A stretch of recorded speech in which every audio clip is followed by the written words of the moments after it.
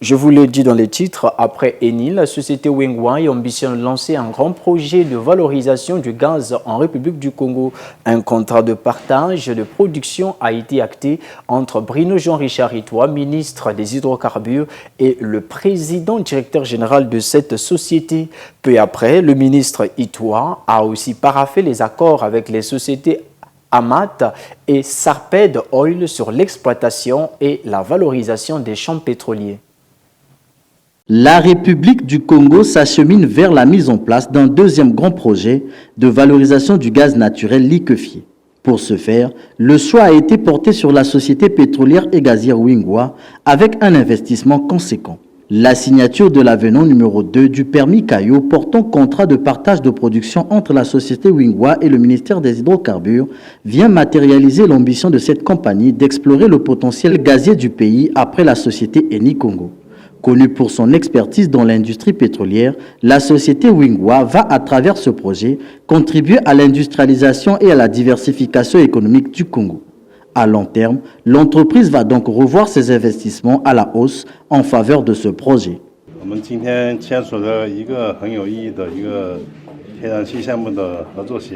sommes en train de développer le projet de valorisation du gaz associé, qui est composé par 3 phases.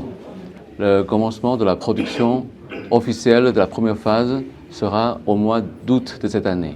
Et le commencement de la production commerciale de la deuxième phase sera le mois de février de l'année prochaine. Et la troisième phase sera au mois de décembre de l'année prochaine. La réalisation et l'investissement de ce projet de valorisation du gaz associé renforcera l'amitié entre les deux pays. Et il sera un projet exemplaire dans le cadre de l'initiative Une route et une ceinture.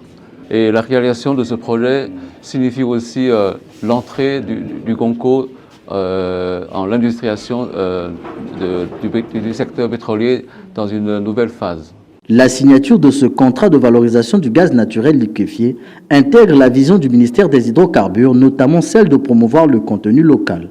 Je voudrais à ce stade me réjouir de ce que la politique du président de la République en matière d'hydrocarbures et qui a placé le gaz comme un nouveau challenge se concrétise tous les jours. Hier, nous avions l'inauguration du projet Congo-GNL. Aujourd'hui, nous signons avec la société Wingwa. Ceci montre la clairvoyance du président de la République à un moment où, en effet, le gaz est au centre de toutes les stratégies énergétiques mondiales. Je voudrais ici donc féliciter Wingwa pour avoir cru au gaz ici chez nous et pour avoir mis tous ses efforts afin qu'un projet gazier, un deuxième, puisse se développer dans notre pays. S'en est suivi une autre signature concernant 2 contrats de partage de production entre le ministère des Hydrocarbures, la Société des pétroles du Congo et la société AMA pour l'exploitation des champs de Luango Zati. Cette société italienne et ses partenaires vont donc contribuer à la volonté du gouvernement d'améliorer de façon substantielle la production pétrolière dans le pays. Oui, aujourd'hui c'est une journée très importante pour Amat.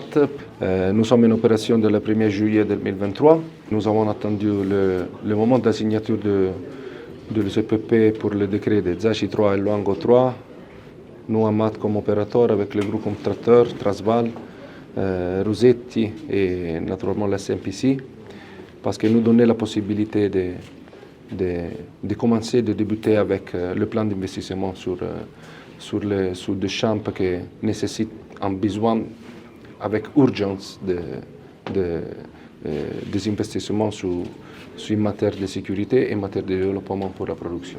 Le 3e contrat, paraphé par Bruno Jean-Richard Itoa, était axé sur le partage de production entre le ministère des Hydrocarbures, la Société nationale des pétroles du Congo et la Société africaine de recherche pétrolière et de distribution, visant la valorisation du permis Ngoki. On a débuté il y a plus de 10 ans aujourd'hui, on est en train d'avancer et aujourd'hui je suis très ravi de la signature de contrats de partage de production qui va nous permettre d'avancer sur le projet. Ces contrats de partage de production prônent la synergie entre les sociétés pétrolières et gazières, laissant entrevoir de belles perspectives au profit du secteur des hydrocarbures.